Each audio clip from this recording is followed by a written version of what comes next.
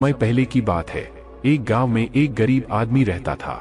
वह आदमी अपने जीवन के दुखों से बहुत अधिक परेशान रहता था। जब कभी वह कोई काम करने जाता तो वह काम सफल होते होते रह जाता था। आखिरी क्षणों में असफलता ही उसके हाथ लगती थी।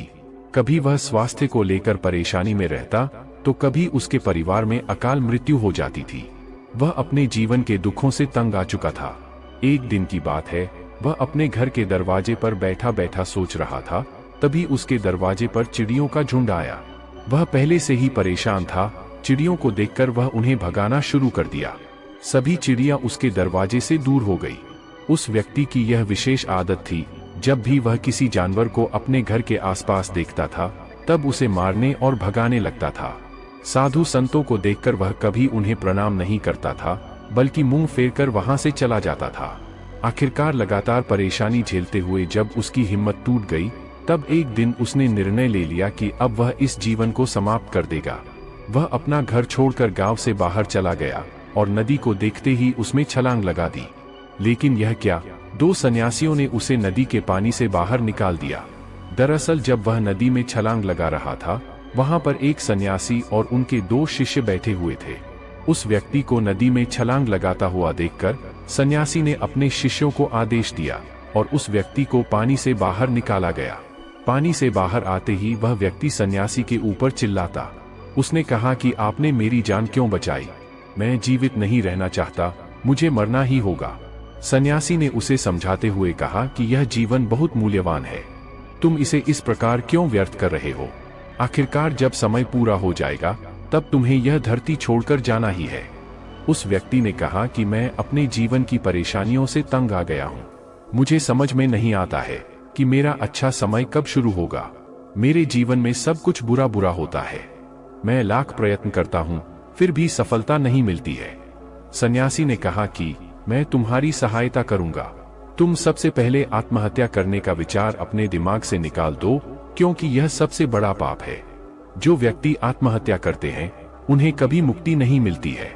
तुम्हें क्या लगता है, तुम आत्महत्या कर लोगे तो तुम्हारी परेशानी खत्म हो जाएगी? कभी नहीं, बल्कि आत्महत्या से तुम कायर सिद्ध होते हो। उस व्यक्ति ने कहा कि हे सन्यासी, आप बहुत ज्ञानी हैं। कृपया करके मुझे कोई मार्ग बताइए। मुझे यह बताइए कि मेरा अच्छा समय कब आएगा और इसके संकेत क्या क्या है। सन्यासी ने कहा कि मैं तुम्हारी सहायता अवश्य करूंगा, किंतु उससे पहले तुम्हें मेरे कार्य करने होंगे। मैं तुम्हें जैसा जैसा कहता हूँ तुम्हें मेरी बात माननी होगी। उस व्यक्ति ने कहा कि आप जो भी कहेंगे मुझे सब मान्य है। आप यह बताइए कि मेरे जीवन में अच्छा समय कब आएगा और इसके संकेत क्या है। सन्यासी ने कहा कि पहले मेरी बात सुन लो। व्यक्ति ने कहा ठीक है, मुझे बताइए। सन्यासी ने कहा कि यदि तुम चाहते हो तुम्हारा अच्छा समय जल्दी आए तो प्रतिदिन चिड़ियों को दाना डालना। उस व्यक्ति ने मोह बनाते हुए कहा, यह किस प्रकार का कार्य है? मुझे तो चिड़िया पसंद नहीं है। यदि वह मेरे द्वार पर आए तो मैं उन्हें भगा देता हूँ। तब सन्यासी ने कहा कि तुम अच्छे समय के संकेत का स्वागत इस प्रकार करते हो। वह व्यक्ति चौंक गया। उसने कहा कि चिड़ियों का और अच्छे समय का क्या लेना देना। सन्यासी ने कहा कि जाओ पहले यह कार्य करके आओ। प्रतिदिन द्वार पर जो भी चिड़िया आए उसे दाना डालना और 1 सप्ताह बाद मुझे यहीं पर मिलना। उस व्यक्ति के पास कोई और विकल्प नहीं था। उसने सन्यासी की बात मान ली और घर वापस चला गया। अब जब कभी उसके दरवाजे पर चिड़िया आती तो वह उन्हें दाना देने लगता। इस प्रकार लगभग 1 हफ्ते तक यह कार्य करने के बाद उसे लगने लगा कि उसे कुछ अच्छे समाचार प्राप्त हो रहे हैं। शायद अब उसका जीवन बदलने वाला है।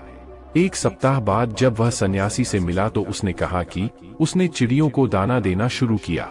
अब उसे कुछ अच्छे समाचार मिलने लगे। सन्यासी ने उस व्यक्ति को समझाते हुए कहा, कई बार व्यक्ति अपनी परेशानी और अपने गुस्से में अपने जीवन में आने वाले अच्छे संकेतों को स्वयं से दूर कर देते हैं। जीवन में कुछ ऐसी आकस्मिक बातें होती हैं जिनके प्रभाव से यह पता चलता है कि जीवन में अब अच्छा समय आने वाला है। उस व्यक्ति ने कहा कि अब आप मुझे बताइए कि अच्छे समय के क्या संकेत है। सन्यासी ने बताना शुरू किया। उन्होंने कहा कि पहला संकेत, चिड़िया, गौरैया इत्यादि का द्वार पर आना। 1 सप्ताह तक चिड़ियों को दाना देने के बाद तुम्हें यह समझ में आ गया होगा कि उनका हमारे जीवन में कितना महत्व है। दरअसल चिड़िया ईश्वर की प्रिय होती है। यह छोटे जीव बहुत ही निर्दोष होते हैं। जीवन में जब भी कुछ अच्छा होने वाला होता है, तब ईश्वर उन्हें संदेशवाहक के रूप में मनुष्य के द्वार पर भेजते हैं। यदि मनुष्य उनका स्वागत अच्छे से करते हैं, उन्हें दाना पानी देते हैं, तब अच्छा समय जल्दी आता है। लेकिन यदि मनुष्य उनके साथ खराब व्यवहार करें, तब अच्छा समय भी दूर चला जाता है। इसलिए हमेशा दरवाजे पर चिड़िया आए तो उसका स्वागत करना चाहिए। दूसरा, गाय का द्वार पर आना। गाय एक ऐसी जानवर है जो हमें दूध देती है। इस दूध को देवता अमृत समान मानते हैं। वेदों और शास्त्रों में गायों की पूजा का भी विधान है। कहा जाता है कि जब कभी घर में रोटी बनती है तो पहली रोटी गाय को समर्पित करना चाहिए। जब कभी घर के आसपास गाय दिखाई दे तो उसे अच्छा संकेत मानते हुए रोटी अवश्य खिलाना चाहिए। गाय ईश्वर को प्रिय होती है। जो भी मन से गाय की सेवा करते हैं, ईश्वर उनके ऊपर प्रसन्न रहते हैं। गाय को कभी परेशान नहीं करना चाहिए, बल्कि उन्हें ईश्वर का संदेशवाहक मानकर सदैव उनके स्वागत करना चाहिए।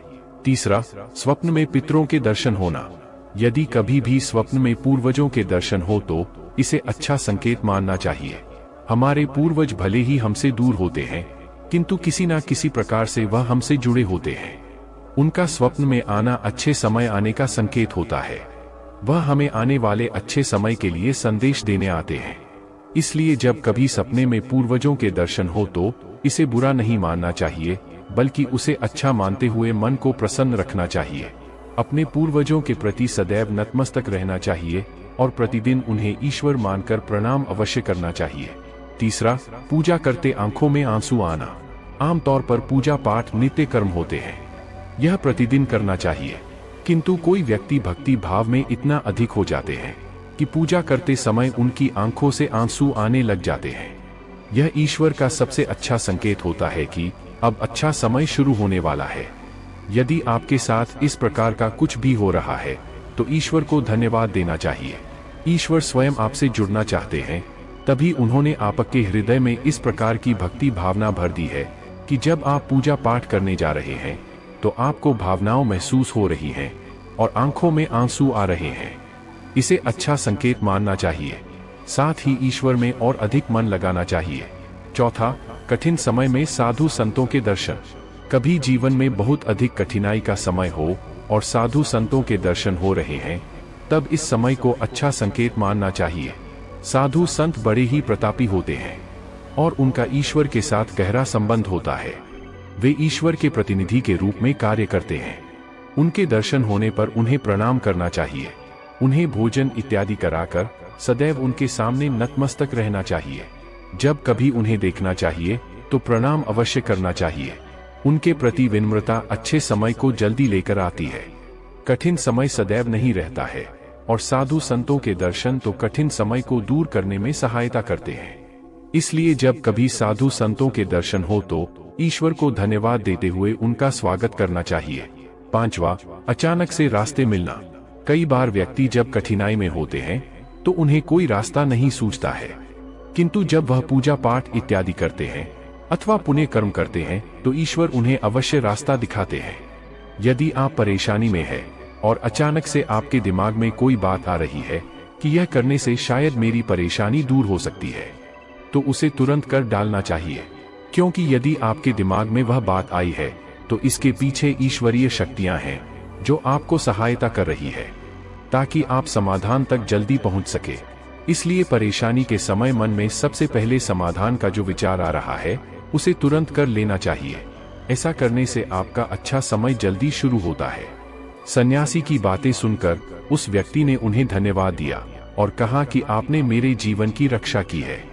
यदि आप नहीं होते तो मैं आज जीवित नहीं होता। मैं वादा करता हूँ कि आज के बाद जीवन में कोई भी परेशानी आएगी तो मैं डटकर उसका सामना करूंगा। साथ ही इन अच्छे संकेतों का स्वागत करूंगा। कभी किसी जानवर को देखकर उस पर अत्याचार नहीं करूंगा। इस प्रकार सन्यासी ने उस व्यक्ति को जीवन की नई राह दिखाई। तो दोस्तों, मुझे उम्मीद है कि आपको यह कहानी जरूर पसंद आई होगी और इस बौद्ध कहानी से काफी कुछ सीखने को मिला होगा। चैनल को सब्सक्राइब करें। तो चलिए फिर मिलते हैं इसी ही कोई नई कहानी में कोई नए मैसेज के साथ। तब तक के लिए अपना ख्याल रखें। धन्यवाद। नमो बुद्धाय।